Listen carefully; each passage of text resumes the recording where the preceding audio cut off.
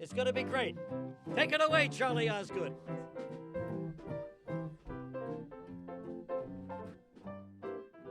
As our Sunday morning continues, a visit with the one and only Regis Philbin. Take it away, Regis. You better watch out. You better not cry. You better not pout. Telling you why. Santa Claus is coming to town. Santa Claus comes but once a year, but Regis Philbin is a gift that keeps on giving. Now, here are Regis Philbin and Kelly Ripa. Millions of Americans, most of them middle-aged, middle class, and middle brow, have been celebrating Regis most days for as long as they can remember. Every now and then I get a good one that I enjoy and you don't, but I don't care. We visited his syndicated morning show 2 weeks ago. Excuse me, I'm with Charles now. Regis comes across as the aggrieved everyman. Kelly as needling and flirtatious. I just have to say, if we were meeting for the first time, I would have worn my padded bra. But so what? So you're just going to have to imagine that that's there. Yeah. You know, after all these years, it's pretty hard to imagine.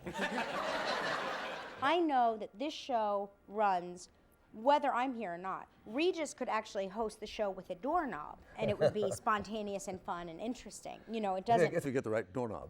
You could get the right doorknob. I think I perform all the duties of a geisha with the exception of the, you know. Before Kelly, there was Kathy Lee, and before her, a handful of other attractive partners, including his wife Joy, who now often fills in for Kelly.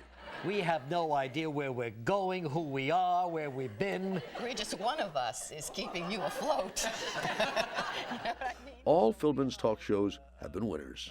Well, you know, this was my mountain, Charles, to make this show a success nationally. I had done it so long locally and finally kind of forced it to go national. It worked out just fine. Because if you can involve people in your life, if you tell them enough about your life so that it duplicates what they're doing in their lives, all of a sudden, yes, they do get interested.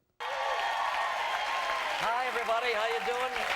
Friday, December 16th, 2005. Closer and closer we come to December 25th. I am panicking. Did you? The specialty of Regis and Kelly is small talk. Seinfeld said, well, you know what Regis does in the opening segment? That's what we're doing. This is essentially a show about nothing. And at first I said, my God, is he insulting us? But then I understand, yes, he's congratulating us. There are some days when it wants to argue, and I just go with it. Maybe you're right. I don't know. I don't want to argue? No, you love to argue. I do, but what I'm saying... Their banter is spontaneous and unrehearsed. In fact, on air is usually the first time they've talked each day. I agreed on both sides. I think what makes the show magical is the fact that there is no scripted dialogue interaction with us. Right off the top of your head. Right off the top of our head. What did you do last night? If we sat and discussed things, we would have nothing to say on the air. Their chemistry glitters, and their ratings prove it. What does that say, Charles? It says 6.6. With a 21 share. Unheard of. Unheard of in our business. In the morning, Charles. Huh? So there you go. That is fabulous. Yeah, and that's morning after morning. Look at Oprah. 6.3 with a 16 share. So you beat her. What is the big deal, Charles? I don't know. You must be doing something right. Huh? What is it, lady? What do you want? You keep standing up. Their audience sure agrees. They wait 1 year for tickets. Tell me what it is that you like about Regis. He has charisma. Charisma. And style. I think he's one of the quickest hosts I've ever seen. I want to come back my next life. I want his job. Really? Yeah. Why is that? It's easy. I'm getting in it! I'm in it! Easy for Regis, maybe. Not for others. I'm getting cramps! Gelman, quick, pull it! You know, I don't really realize how hard the work is until he takes a day off. And then I feel that this job is work, because when it's him leading the show, it's just fun for me. Action!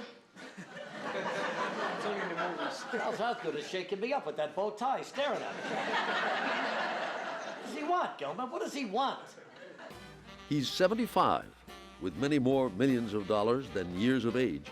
And yet he hustles like an unknown trying to make it. You make me feel that spring is sprung. Weekends, he does stage shows. For a famous while, he was host of Who Wants to Be a Millionaire? Final answer? Final answer. He's been on David Letterman's show at least 85 times. Letterman says Regis is the best, day in and day out. That Regis has the single most entertaining hour on television. And sometimes Letterman comes on his show. You know what Regis gets up and does first thing early the morning after Halloween? No, Halloween, yeah. He picks trick-or-treaters out of the electric fence. Regis has been in show business 50 years, 40 years on television. He now holds the Guinness World Record for most hours on TV. 15,188. This Christmas season, Regis has a new pet project, a CD of Christmas carols. Donald Trump joined him on the album and on The Late Show doing Rudolph. You know, Rudolph, you're so bright. Won't you guide my frickin' sleigh tonight? Ah, that how the reindeer loved him. Trump is more than a singing partner. He's a friend. The beauty about Regis, he's a big star, but he doesn't know it.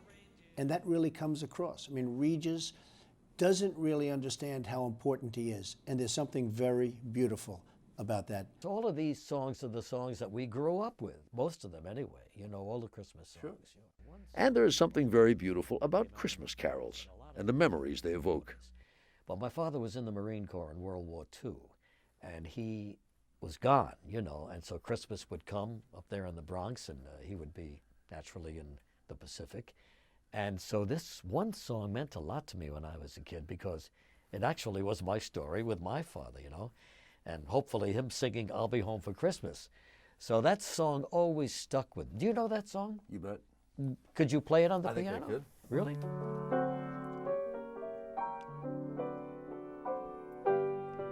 I'll be home for Christmas.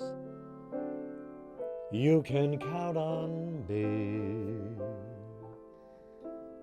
Please have snow, mistletoe, and presents under the tree. When much younger, he enjoyed singing off stage. The first time he got a chance in public was when Regis was the sidekick on the Joey Bishop show. Well, as a little kid, I wanted to be Bing Crosby. I knew all of his songs. So one night, here's Bing Crosby on the show. They wanted Bing to sing. So on the show, Joey said, Bing, you see this kid is your biggest fan. He knows all your songs. Regis, sing a song to Bing. Sing Pennies from Heaven. Every time it rains, pennies from heaven. This is a recording of that performance. Pennies from heaven. You'll find your fortune falling all over town. And then the next day, I got a recording contract. That's how crazy. Never took a vocal lesson, never did. Never any aspirations. It just happened that way. Okay, that's all I got. Charles Osgood wanted the whole album. Now, 37 years later, he's singing and selling his CD and busier than ever. Here we go. Big smile like you're happy to be here. Will he ever step down like Johnny Carson and Jack Parr, the former kings of talk with whom he's now compared? You may think that Dave is the big man, but you're my big man. All right, I can't take anymore. Well, Regis recently signed a new contract for 2 more years for a rumored $20 million per year. Wife Joy has an informed opinion about his future. We've been sort of knocked out at the pace, Joy, that your husband keeps here. Do you ever It's try amazing, to? Do you ever try to slow him down? I thought he was going to slow down. He seems to be picking up speed. I don't know what's come over him. And I do enjoy it. I have a lot of fun with Kelly, Joy, whoever's sitting next to me. And the days go by, and you wonder, what would it be like without that? Though it's been said many times, many ways, Merry Christmas.